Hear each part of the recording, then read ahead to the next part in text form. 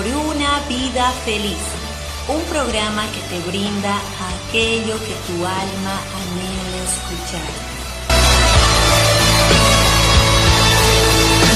Mi corazón te oye decir, ven a mí, correré a ti, a tu encuentro yo, deleitarme en ti, solo en ti, cada día buscaré tu presencia.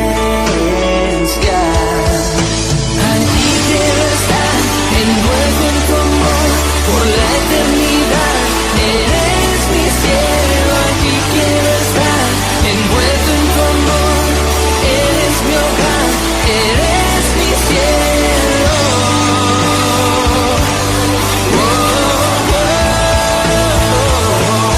Pintas el aire con tu fragancia, esparces tu gloria, tu gloria.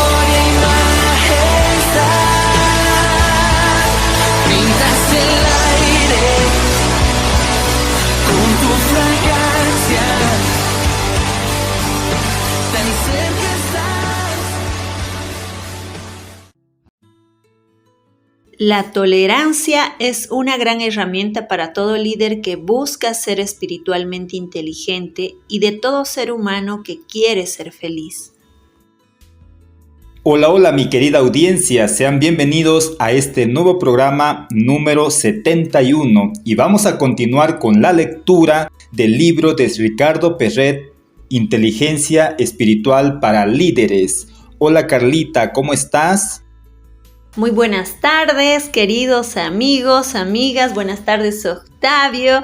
Gracias por regalarse este valioso tiempo para poder aprender. El libro que estamos leyendo realmente es de mucha bendición, porque estamos aprendiendo que la verdadera abundancia que deberían tener los líderes pues es la abundancia en su área espiritual.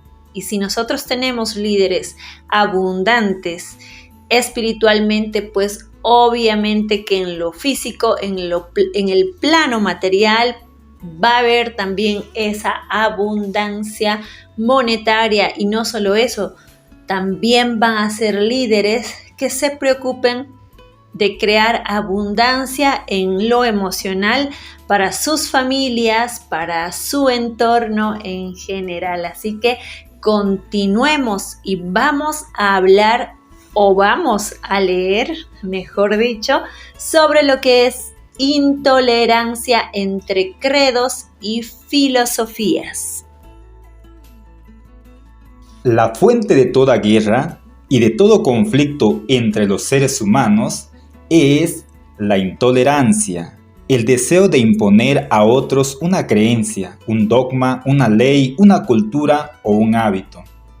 Grandes batallas se han desatado por el deseo de unos de querer someter a otros y controlarlos bajo una forma específica de vivir. Como en toda guerra, se impone el que cuenta con más recursos, ataca a su enemigo y lo somete. Innumerables vidas humanas y grandes tesoros de conocimiento, sabiduría y riqueza cultural han desaparecido por la imposición de unos sobre otros. En muchos casos, ha sido tal el miedo de que la cultura dominada resurja, que el dominador llega a aniquilar gran parte de las creaciones y legados de su contendor. Es triste ver que muchos jeroglíficos inscritos en los templos egipcios fueron quemados por los ocupantes posteriores. De igual manera, las tribus de pueblos originales de los Estados Unidos fueron restringidas a pequeños espacios geográficos. Duele ver también que muchos pueblos originales de Latinoamérica y su vasta sabiduría son menospreciados por parte de muchas naciones. La biblioteca de Alejandría en Egipto fue saqueada e incendiada por los por las tropas de Julio César en el año 48 a.C. Hubo intentos de reconstruirla, pero Aureliano la volvió a destruir en el año 273 de la nueva era. Y posteriormente sucedió lo mismo con Diocleciano en el año 297. Después de este tercer ataque, prácticamente desaparecieron los 900.000 manuscritos que se estima había en esta gran biblioteca. Los romanos tenían la costumbre de imponer sus creencias y menospreciar las de los pueblos que ocupaban. Creían que de esa manera debilitaban a los ciudadanos y estos se sometían más fácilmente a sus condiciones. Los árabes, en el siglo VII, durante su ocupación de tierras egipcias, continuaron la labor de destrucción de los romanos y solamente dejaron en buen estado una parte muy pequeña de los templos del antiguo Egipto. La incapacidad de un pueblo de respetar y admirar la individualidad del otro es una de las principales causas de las grandes guerras en el mundo. Gandhi, uno de los grandes luchadores sociales de todos los tiempos, peleaba pacíficamente por el permiso para que sus conciudadanos practicaran libremente sus creencias y rituales. Él dijo: "El odio y la intolerancia son los enemigos del correcto entendimiento. La intolerancia en sí misma es una forma de violencia y un obstáculo al crecimiento del verdadero espíritu democrático". Dijo además: "Podrán encadenarme, torturarme o destruir este cuerpo, pero nunca encarcelarán mi mente". Él impulsó desde la paz, la tolerancia y el amor un movimiento que logró la independencia de la India del dominio del Reino Unido en 1948. Aún en la actualidad existen grandes formas de intolerancia. Muchos científicos tratan de imponer sus puntos de vista sobre otros colegas que buscan una vida más espiritual. Y también es frecuente lo contrario, creyentes religiosos que menosprecian el pensamiento científico. El hombre de la ciudad y el hombre del campo suelen menospreciarse entre sí. Algunos practicantes de religiones creadas en los últimos 2500 años consideran paganos o ignorantes a muchos que practican creencias antiguas e indígenas. El rico no entiende al pobre en su visión del trabajo y el dinero, y también sucede de manera inversa. Algunos padres buscan imponer sus puntos de vista sobre sus hijos y muchos hijos se rebelan y llegan a hacer lo mismo con sus padres. Entre políticos hay algunos acérrimos capitalistas que defienden el libre mercado y buscan controlar a los socialistas, mientras que los socialistas hacen manifestaciones para imponerse ante los de derecha. Y por más modernos que los tiempos sean, siguen existiendo los homofóbicos y también los de la comunidad lésbico-gay a quienes se les dificulta empatizar con los heterosexuales. La tolerancia es una fuente de paz ante el otro, pero también ante ti mismo, en tu interior. La tolerancia conlleva la admiración y la celebración de la individualidad del otro.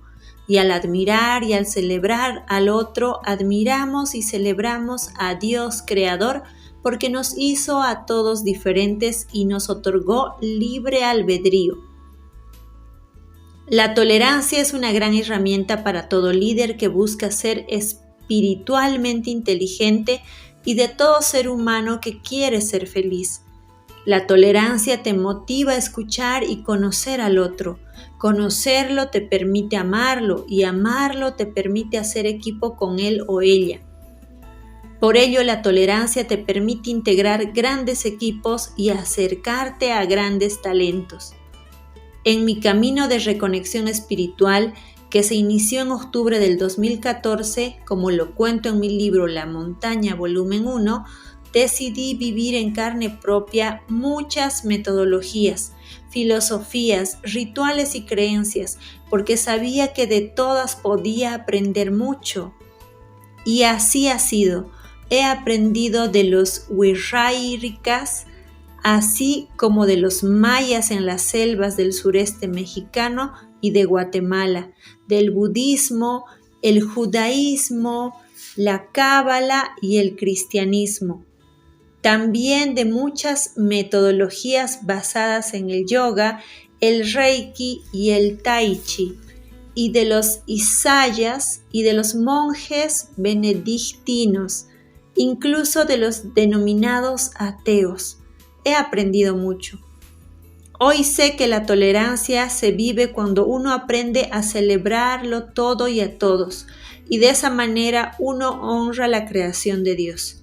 Recientemente viajé a Chicago para ofrecer una conferencia y un taller a la comunidad latina de ese país. Fue sumamente enriquecedor escuchar y sentir lo que ellos sienten lejos de sus naciones de origen y celebrar las nuevas culturas híbridas que han tenido que desarrollar para sobrevivir.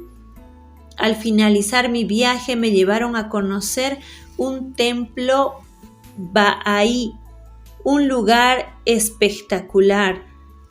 Leyendo sobre el templo descubrí que la ideología que mueve a la comunidad bahá'íta es precisamente la tolerancia y el respeto por todas las filosofías y religiones. Incluso en las columnas del templo se encuentran inscritos símbolos de diferentes religiones del mundo. Motivado por mis aprendizajes, posteé mi visita al templo en mi página en Facebook. No se hicieron esperar los comentarios de varias personas, preguntando si yo ya estaba migrando a otra religión y si me había olvidado del catolicismo. No, les respondí a todos. Jesús me enseñó a ser tolerante con otras creencias. Admirando otras culturas, honro a mi Dios, que es también tu Dios y su Dios. Recordemos siempre la gran verdad de que lo que das, recibes, y que si das intolerancia y juicio, pues eso será lo que recibirás, no solo de otros hacia ti mismo, sino de ti para ti mismo. Por ello es tan cierto que aquel que se pasa la vida juzgando a los demás es porque es un temible juez para sí mismo, y su misma vida se vuelve intolerable. Cuando tienes una religión, pero juzgas a otros miembros de tu comunidad para abrirse a escuchar enseñanzas de otras religiones, eres intolerante. Cuando buscas imponer tus creencias en otros para crearlas la única verdad, eres soberbio. Cuando sientes que tienes el cielo asegurado por asistir a tu templo el fin de semana, pero caes en muchas tentaciones durante el resto de la semana, eres incongruente. Cuando crees que por tu posición o riqueza material no tienes que vivir con humildad y en servicio a los demás, eres ignorante. Cuando crees que solo dentro de un templo se vive la espiritualidad y olvidas que también la puedes vivir en tu casa, en la calle, en la playa, en el bosque o en el lago, eres ingrato con Dios e incapaz de celebrar las bendiciones de su creación que están en todos lados. Busca ser tolerante, humilde, congruente, inocente, vivir en servicio a los demás y en gratitud con Dios y con la Madre Tierra, y esto te traerá grandes alegrías permanentemente. Samuel Huntington, en su libro El choque de las civilizaciones, argumenta que la gran fuente de guerras entre naciones o pueblos en la nueva era no es el orden económico o de recursos, sino cultural e ideológica.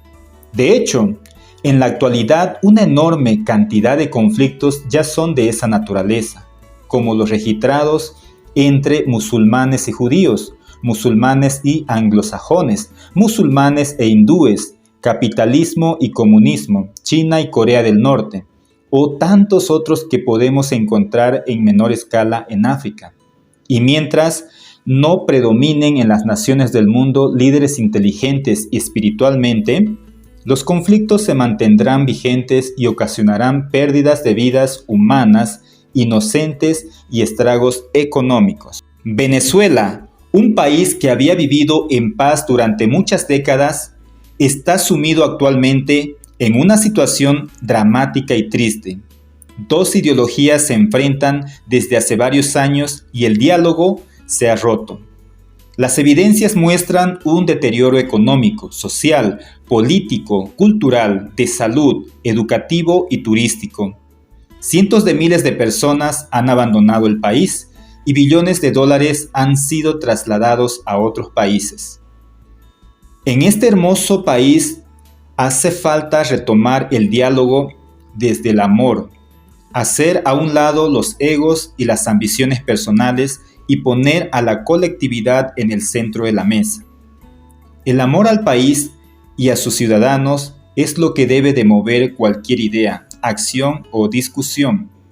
La situación se ha vuelto compleja, incluso se ha agravado con las recientes manifestaciones y muertes.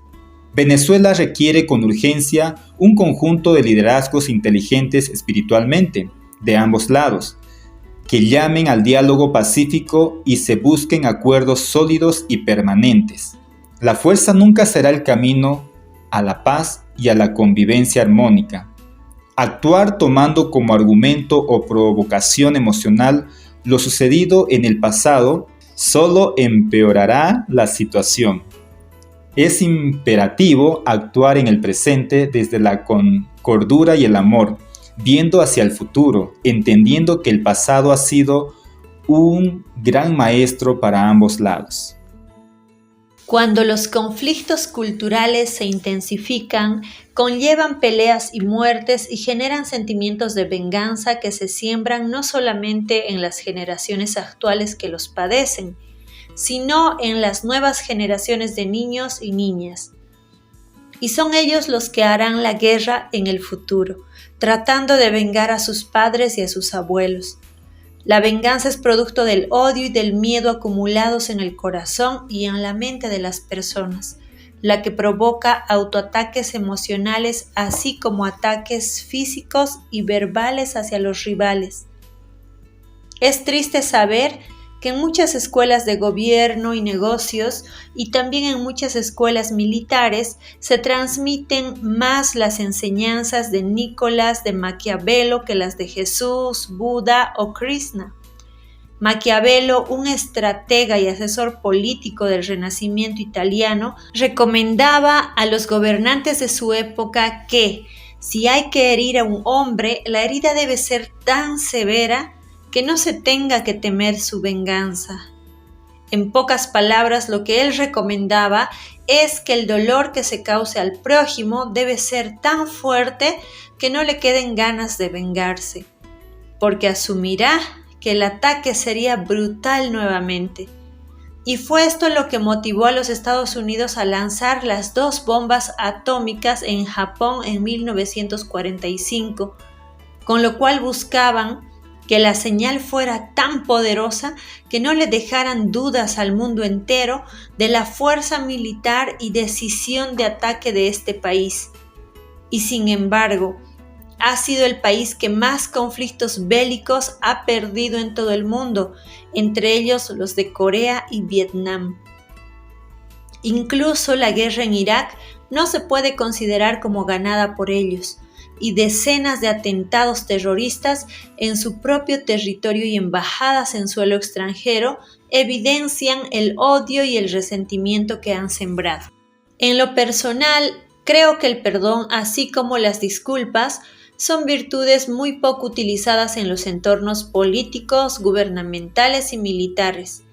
En ellos se busca y admira más la fuerza y el dominio que la paz y la reconciliación.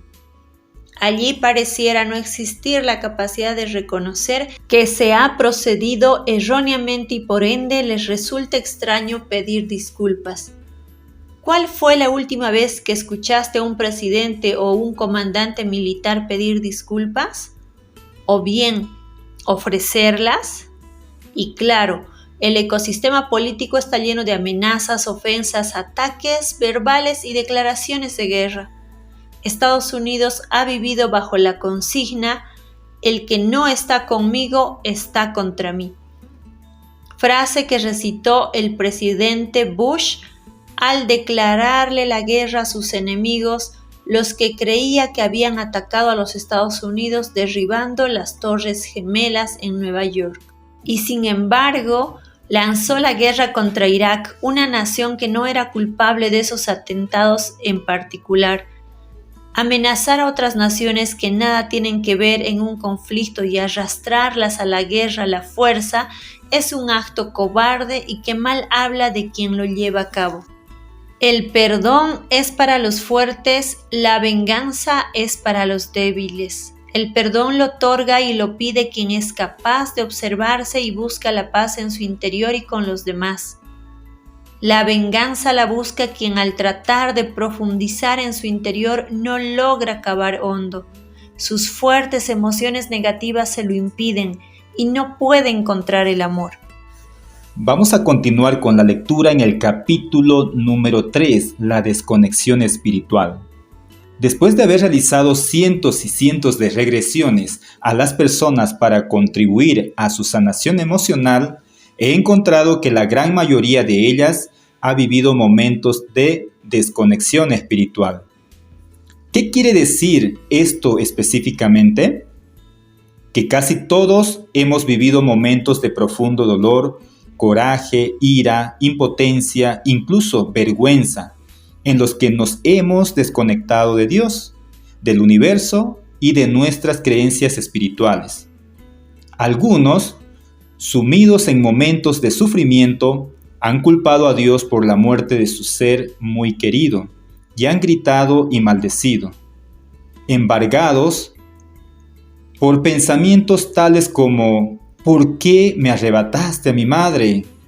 ¿Por qué te llevaste a mi hijo siendo él tan pequeño?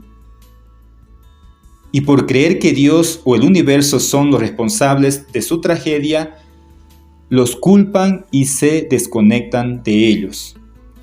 Otros, por no haber recibido o logrado lo que tanto deseaban, se han sentido olvidados por Dios y el universo, mientras que han creído que a otras personas sí les ha dado lo que deseaban.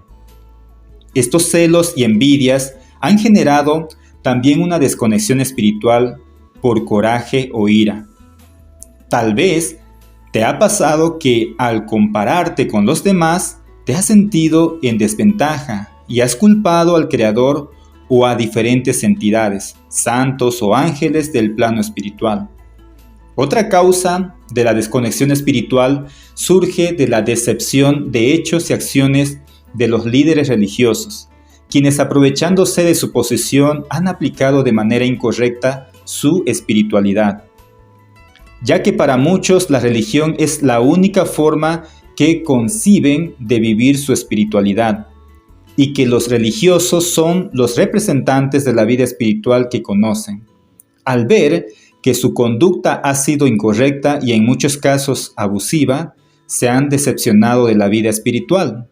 Estos momentos han hecho que, consciente o inconscientemente, la persona rompa sus vínculos espirituales, que se enoje con Dios, que odie a la religión, que deje de creer y que maldiga al universo. Otras situaciones que también provocan la desconexión espiritual son aquellas en las que hemos actuado mal y llenos de culpa al sentir que Dios nos observa y nos puede castigar. Hemos preferido distanciarnos de Él por pena o por miedo al castigo divino. Nos da vergüenza comunicarnos con Él por nuestras acciones, puesto que hemos concebido como un abuelo regañón, cuando en realidad Él es todo amor y el que se regaña es uno mismo, a sí mismo. Y finalmente, otro motivo muy común para la desconexión espiritual es pensar que la práctica espiritual es muy compleja y que ese camino presenta muchos sacrificios y complicaciones. Estas personas llegan a pensar que tendrán que renunciar a muchas cosas del mundo terrenal para poder vivir congruentes con la espiritualidad, Creen que ya no podrán bailar, que ya no podrán reír, que ya no podrán hacer el amor, beber, asistir a los partidos de su equipo favorito y ser grandes empresarios y políticos. Y nada más incorrecto que eso, pues de hecho disfrutar la terrenalidad con conciencia es una gran fórmula para practicar nuestra espiritualidad. Y en realidad, si vives respaldado por tus virtudes espirituales, serás mucho más capaz de disfrutar una buena comida, una buena compañía, unos cuantos lujos, una buena noche de pasión y ser un gran líder. Es cierto que soltarás algunas cosas, actividades, amistades y hábitos, pero serán solo los que te estorbaban, que te contaminaban y que te hacían daño, aquellos que nutren tu ego y no tu esencia espiritual. En síntesis, los 5 grandes motivos para la desconexión espiritual son: fallecimiento o distanciamiento de alguien muy querido para nosotros. Culpamos a Dios y nos enojamos con Él. No recibir algo muy deseado mientras otros sí. Culpamos a Dios y nos enojamos con Él. Acciones incongruentes que percibimos de personas religiosas. Decepción de la vida espiritual. Percepción de que la vida espiritual es compleja y llena de sacrificios. Miedo a no poder disfrutar las bendiciones terrenales. Acciones nuestras que nos han dejado con culpas. Pena o vergüenza ante Dios o miedo al castigo. ¿Y qué consecuencias tiene la desconexión espiritual? En primer lugar, un aislamiento de la fuente de poder, así como una pérdida de fe implícita. En segundo lugar, miedos, ya que estando lejos del plano espiritual te sientes solo en el plano terrenal y material. Así, lo que surge en la persona desconectada, entre comillas, es la necesidad de controlar su entorno. Impulsada por sus miedos, quiere controlar a las personas que los rodean, sus opiniones, los aspectos económicos, hasta el futuro mismo. Así es como nace el ego, la máscara, la fachada que las personas desarrollan, la cual se nutre de control, de apegos materiales, hábitos destructivos y al final de cuentas de dolor. El ego o máscara esconde la esencia espiritual del ser humano, sin permitir que ésta se proyecte. El ego manifiesta su identidad a partir de lo que tiene, lo que hace, sus fobias y adicciones, mas no a partir de lo que es, su naturaleza, su esencia espiritual. Cuando un líder vive y actúa motivado por sus dolores y su ego, actúa en automático, poco consciente, dominado por su niño o adolescente interior que sufre y busca llenar vacíos inconscientes. El ego lo lanza constantemente a sentirse más que otros, porque no es capaz de sentir el amor dentro suyo. El ego lo lanza a controlar y dominar porque no es capaz de vivir con fe y confianza en el futuro. El ego lo lanza a querer acumular, puesto que esto satisface sus dolores inconscientes, aunque solo temporalmente, y por esto tiene que seguir acumulando y acumulando. El ego es insaciable, en tanto que la esencia espiritual del ser humano no necesita nada. Vivir motivado por el ego es vivir en dolor y escasez. Vivir motivado por el amor interno es vivir en alegría y abundancia. Mi querida audiencia, hemos llegado a la recta final de nuestro programa y los invitamos a vivir una experiencia de alegría y abundancia este día sábado. ¿Qué tenemos, Carlita?